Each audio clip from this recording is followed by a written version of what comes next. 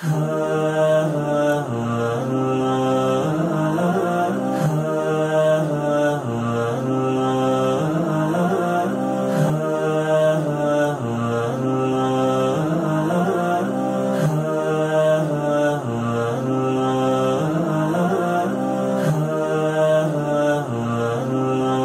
باللہ من الشیطان الرجیم، بسم اللہ الرحمن الرحیم، الحمدللہ رب العالمین والصلاة والسلام علی النبی وآلہ۔ قال امیر المؤمنین علی علیہ الصلاة والسلام: کون للظالم خصما وللمظلوم عونا۔ آج کا دن ماہ مبارک رمضان کا آخری جمعہ، جو جمعۃ الوداع کہا جاتا ہے، اسے رہبر کبیر انقلاب اسلامی ایران امام خمینی رحمۃ اللہ علیہ نے یوم القدس کا نام دیا تھا۔ اس کا مطلب تھا کہ ماہ مبارک رمضان میں اپنے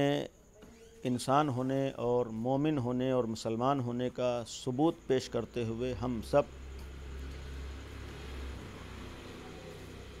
سب اپنے زمانے کے ظالمین کے خلاف آواز اٹھاتے رہیں اور مظلوموں کی حمایت اور مظلوموں کے ساتھ ہمدردی کا اظہار کرنے کے لیے اور اپنے دور کے ظالموں کے خلاف آواز اٹھانے کے لیے ہم اکٹھا ہوں اور صدائے احتجاج کے ذریعے سے یہ ثابت کریں کہ ہم انسان ہیں، ہمارے اندر انسانیت پائی جاتی ہے، ابھی ہمارا ضمیر مردہ نہیں ہے۔ اور اسی لیے یوم القدس کا مطلب صرف کسی ملک، کسی علاقے اور کسی خاص جگہ اور کسی فرد یا کسی شخص کی بات نہیں ہے، بلکہ یوم القدس کا مطلب ہے کہ دنیا کے ہر ظالم کے خلاف آواز احتجاج بلند کی جائے،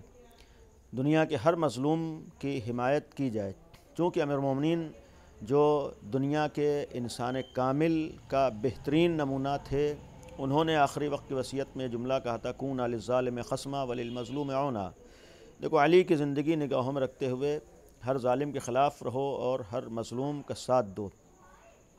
اگر تمہارے زمانے میں کوئی ظلم کر رہا ہے تو ظلم پر خاموش رہ جانا اور ظلم کو برداشت کرنا اور ظلم کے آگے سکوت اختیار کرنا، یہ انسانیت کے خلاف ہے۔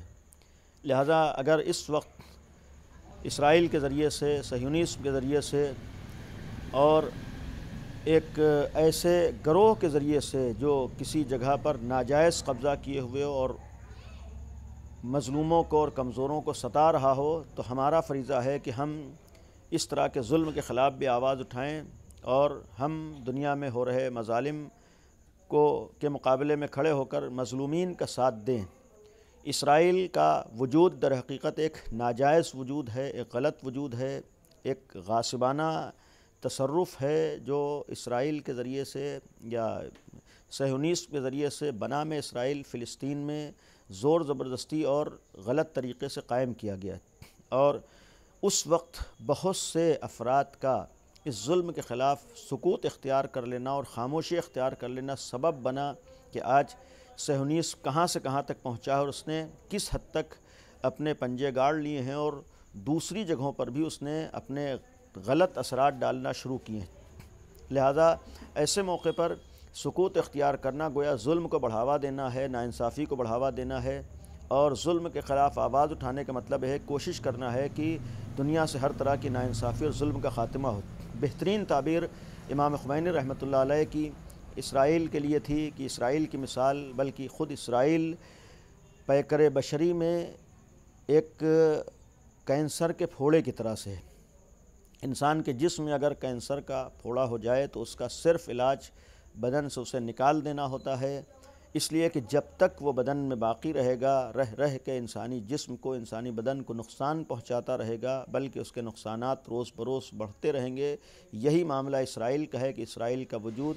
عالم بشریت کے لیے، عالم انسانیت کے لیے، دنیا کے لیے نقصان کا سبب ہے۔ جب تک یہ وجود باقی رہے گا، عالم انسانیت کو نقصان پہنچتا رہے گا اور روز بروز اس نقصان میں اضافہ ہوتا ہے۔ لہذا اس کا صرف راستہ ہے اسرائیل کا خاتمہ اور اسرائیل کے وجود کا صفحہ ہستی سے مٹ جانا۔ اور یہی وجہ ہے کہ اس نے جب اپنے پنجے گاڑے اور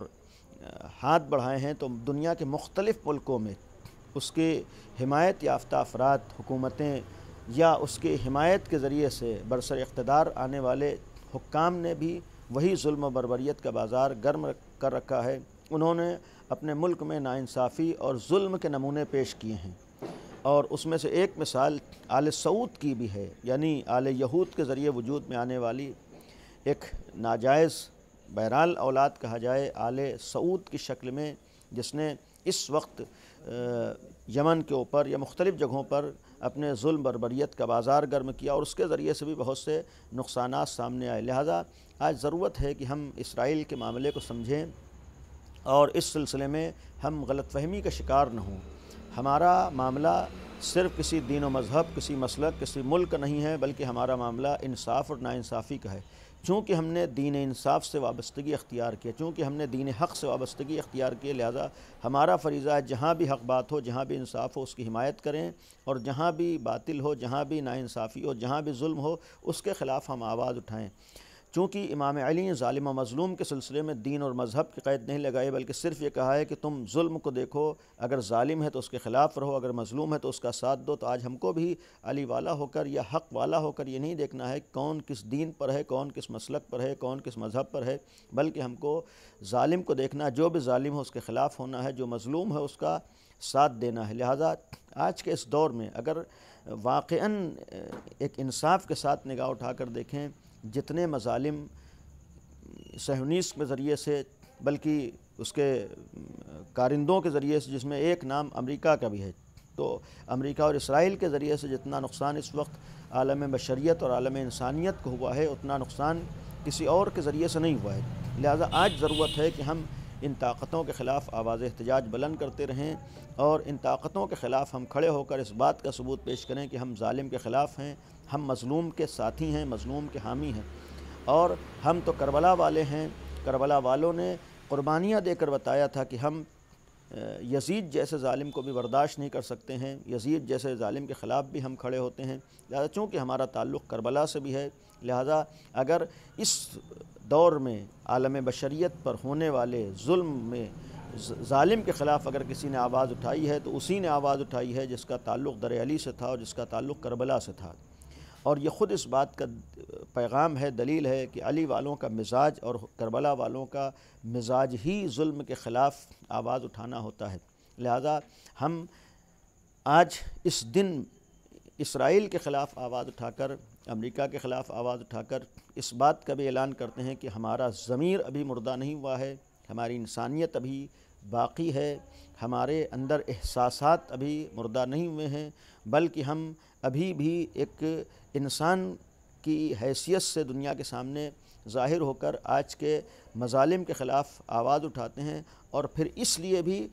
کہ اگر ظلم کے خلاف سکوت اختیار کیا جائے تو ظالم کو مزید موقع ملتا ہے ظلم کرنے کا۔ لہذا آواز احتجاج کا ایک مطلب یہ بھی ہوتا ہے کہ ظالم کو مزید ظلم کرنے کا موقع نہ مل پائے، اس لیے کہ جہاں اسلام ظلم کا مخالف ہے تو ایک طرف ظلم کرنے کو بھی غلط سمجھتا ہے، اور ظلم خاموشی سے سہنے کو بھی اسلام غلط سمجھتا ہے۔ ہرگز اسلام اجازت نہیں دیتا ہے کہ ظالم کو موقع دیا جائے ظلم کرنے کا۔ اسلام کہتا ہے نہ ظالم بنو نہ مظلوم بنو۔ اگر ظالم کو موقع دے رہے ہو تو تمہارا بھی شمار یعنی ظالم کو موقع نہیں دینا ہے۔ لہذا آواز احتجاج کا مطلب یہ بھی ہوتا ہے کہ آج کے ظالم کو موقع نہ دیا جائے۔ اس وقت ضرورت ہے کہ ہم ایسی طاقتوں کے خلاف، ایسی حکومتوں کے خلاف، ایسے افراد کے خلاف آواز احتجاج بلند کرتے ہیں، تاکہ چونکہ ہمارا ایک عقیدہ یہ بھی ہے کہ ہم اس دور میں ایک عادلانہ نظام اور ایک انصاف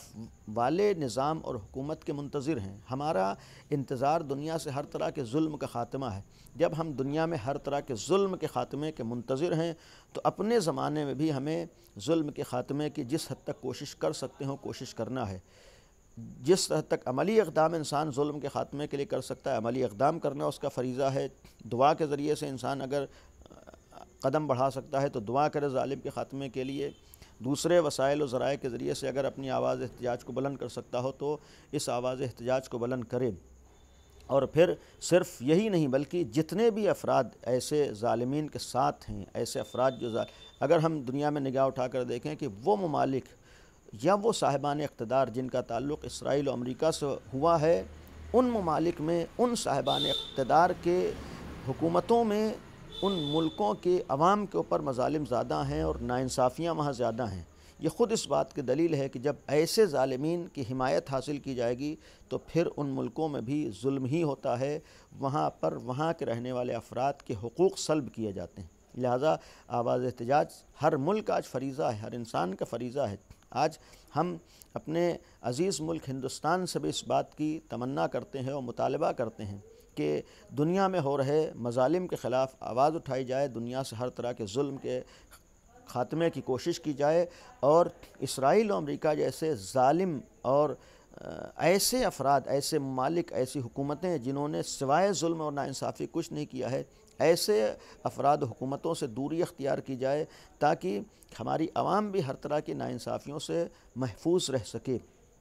اس لیے کہ ایسے ظالم افراد کے ساتھ تعلقات کا مطلب یہی ہوتا ہے کہ پھر ان کے ظلم میں ساتھی بنا جائے، ان کے ظلم کو مزید موقع دیا جائے، ان کے مظالم کو بڑھاوا دیا جائے۔ لہذا یہ بھی ضرورت ہے کہ ہم ان دور میں ایسے افراد سے دوری اختیار کریں۔ اور پھر آخری بات یہ بھی ہے کہ آج ہمارا فریضہ اور ذمہ داری یہ بھی ہے کہ ہم حالات کا جائزہ لیں، ہم اپنے زمانے کے حالات کو نگاہوں میں رکھتے ہوئے آج حالات کو مد نظر رکھیں۔ یقیناً آج کرونا ہے، یقیناً آج یہ وبا دنیا کو اپنی گرفت میں لیے ہوئے ہے، لیکن کہیں ایسا نہ ہو کہ یہ وبا اور یہ کرونا سبب بن جائے کہ اس کے پس پش ظالمین اور ظالم حکومتیں اپنے غلط مقاصد میں کامیاب ہونے کی کوششیں کر کے کامیابی تک پہنچ جائیں۔ نہیں، ہمیں غافل نہیں ہونا، اس لیے کہ غلط انسان ہر چیز سے سوء استفادے کی کوشش کرتا ہے، ہر چیز سے اپنا مطلب نکالنے کی کوشش کرتا ہے۔ آج بہت سی غلط اور باطل اور ظالم طاقتیں اس وبا کو بھی ذریعہ بنا رہی ہیں اپنے باطل مقاصد کے لیے۔ لہٰذا ہمیں اس بات سے بھی آگاہ رہنا ہے، کہیں ایسا نہ ہو کہ ہم متوجہ رہیں ادھر اس وبا کی طرف، اس کرونا کی طرف، اور ادھر باطل اور ظالم افراد اپنے غلط مقاصد میں کامیاب ہونے کی کوشش کر رہے ہوں۔ لہذا یہ بھی ایک ذمہ داری ہے کہ ہم بہرحال اس وبا سے مقابلہ کرنا ہے۔ بہت سے افراد اس وبا کا شکار ہیں، بہت سے افراد اس سے جوجھ رہے ہیں، لیکن اس کا مطلب یہ نہیں ہے کہ بقیہ چیزوں سے ہم غافل ہو جائیں۔ نہیں، حالات ہمیشہ بدلتے رہے ہیں، تبدیلیاں آتی رہی ہیں، اتار چڑھاؤ ہوتے رہے ہیں، لیکن ایک واقعی انسان کا کمال یہ ہوتا ہے کہ اس دور کی تمام ضرورتوں پر نگاہ رکھتا ہے، تمام جانب اس کی نگاہیں ہوتی ہیں، توجہ ہوتی ہے۔ یعنی اگر ایک طرف اس وبا کی جانب توجہ ہے، اس سے انسان پریشان ہے، لیکن اس کے پیچھے اگر سازشیں ہو رہی اور کوئی بعید نہیں کہ اس کو خود وجود میں لایا گیا ہو اپنے باطل مقاصد تک پہنچنے کے لیے، لیکن اس کے ساتھ ساتھ ہمیں دوسری طرف بھی توجہ دینا ہے، کہیں باطل طاقتیں، غلط افراد انسانیت پر ظلم کرنے میں کامیاب نہ ہونے پائیں اور اپنے باطل مقاصد تک پہنچنے میں کامیاب نہ ہو سکیں۔ لہذا یہ بھی ایک قابل غور چیز ہے۔ اور پھر جہاں تک فلسطین کا معاملہ ہے، فلسطین کا تعلق صرف کسی مذہب اور کسی دین ہی سے نہیں ہے، بلکہ فلسطین در حقیقت ایک نمونہ ہے۔ آج صرف فلسطین کی حمایت کی بات نہیں ہے، بلکہ آج فلسطین کے ذریعے سے دنیا کے ہر مظلوم کی حمایت کی بات ہے۔ آج صرف ایک ملک کا معاملہ نہیں بلکہ تمام ممالک کا معاملہ ہے۔ فلسطین کی حمایت کا مطلب ہے کہ دنیا میں ہر مظلوم کا ہم ساتھ دے رہے ہیں۔ آج اسرائیل و امریکہ کی مخالفت کا مطلب ہے کہ دنیا کے ہر ظالم کے ہم مخالف ہیں۔ لہٰذا یہ بھی نگاہوں میں رہے کہ اگر اتنے عرصے میں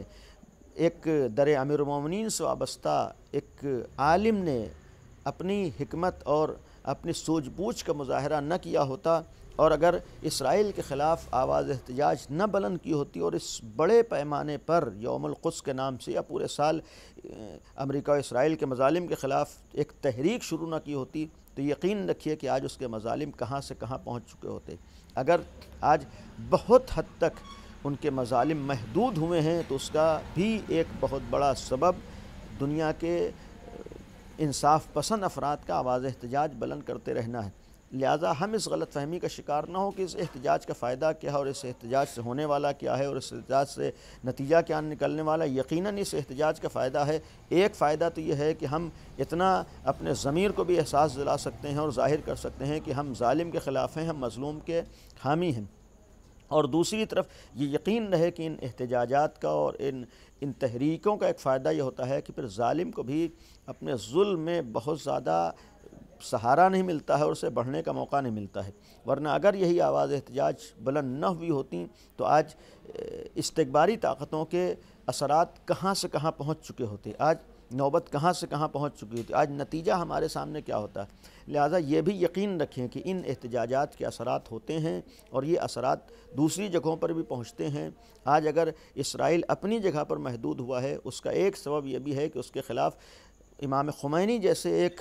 در امیر المومنین سے وابستہ ایک غلام علی نے اپنے سوجھ بوجھ کا مظاہرہ کرتے ہوئے جو اس کے خلاف ایک تحریک شروع کی تھی اور یوم القدس کے نام سے جو ایک پیغام دیا تھا، اس کا ایک اثر یہ بھی ظاہر ہو رہا ہے کہ اس کے اثرات کم ہوئے ہیں، اور انشاءاللہ ہم یہ دعا کریں کہ اسی تحریک کے نتیجے میں اس ظالم اور فاسق حکومت کا خاتمہ ہو، اور پھر اس کے زیر سایہ جو دوسری حکومتیں ظلم کر رہی ہیں وہ بھی ان کا بھی خاتمہ ہو۔ ان میں سے ایک نمونہ، بہت سی حکومتیں ہیں، بہت سے افراد ہیں، بہت سے صاحبان اقتدار ہیں، اس وقت اسرائیل کے حمایت یافتہ حکومتوں میں سے ایک حکومت آل سعود کی بھی ہے۔ یہ اس لیے میں عرض کر رہا ہوں کہ اگر غیر اسلام سے دور فرد، اسلام سے دور انسان اسرائیل جیسے خونخوار و ظالم کی حمایت یافتہ ہو تو اس کے لیے اتنا غلط نہیں ہوگا۔ ایسے افراد کے لیے جو اپنے کو مسلمان کہہ رہے ہوں، جو کلمہ لا الہ الا اللہ پڑھ رہے ہوں، جن کی زبانوں پر کلمہ شہادتین ہوں، اگر وہ اسرائیل کی حمایت کر رہے ہوں، یقیناً ان کے لیے لمحہ فکریہ ہے اور قابل افسوس ہے، اس لیے کہ اسرائیل اگر انسانیت کا دشمن ہے تو اسلام انسانیت کا ہمارے اندر ایک جذبہ پیدا کرتا ہے اور انسانیت کے دشمنوں کے خلاف آواز اٹھنے کی بات کرتا ہے۔ اگر اسرائیل آج اسلام کا دشمن ہے تو آج بے غیرتی ہے کہ ایک اپنے کو مسلمان کہنے والا اسلام کا حمایتی ہو، اسرائیل کا حمایتی ہو، اور پھر یہ بھی کہنے کا کہ آج اگر کہیں بھی اسرائیل اور امریکہ جیسی خونخوار طاقتوں کی حمایت دکھائی دے رہی ہو، ہم پہچان لیں کہ حمایت کرنے والے افراد کا اسلام جیسے سلامتی والے دین سے کوئی تعلق نہیں ہو سکتا ہے۔ لہذا انہی حکومتوں میں سے ایک آل سعود کی حکومت بھی ہے۔ آج اگر ہمارا مطالبہ بیت المقدس کی آزادی کا ہے، آج اگر ہمارا مطالبہ فلسطین کی آزادی کا ہے، آج اگر ہمارا مطالبہ فلسطین میں فلسطین کے افراد کے حقوق کا ملنا ہے، آج اگر ہمارا مطالبہ وہاں کے افراد سے جو زمینیں غصب کی گئی ان کو واپس کرنا ہے، آج اگر ہمارا مطالبہ وہاں کے افراد کو، وہاں کے عوام کو ان کا حق ملنا ہے، تو اس کے ساتھ ساتھ ہمارا مطالبہ یہ بھی ہے کہ اگر آل سعود کے ذریعے سے سعودی عرب میں یا دوسرے ملکوں میں مثلا یمن میں مظالم ہو رہے ہیں تو ان مظالم کا بھی خاتمہ ہو، یمن میں بھی جو مظلوموں پر ظلم کیا جا رہا ہے اس کا بھی خاتمہ ہو، بحرین میں جو وہاں کی اقلیت کے اوپر مظالم، وہاں کے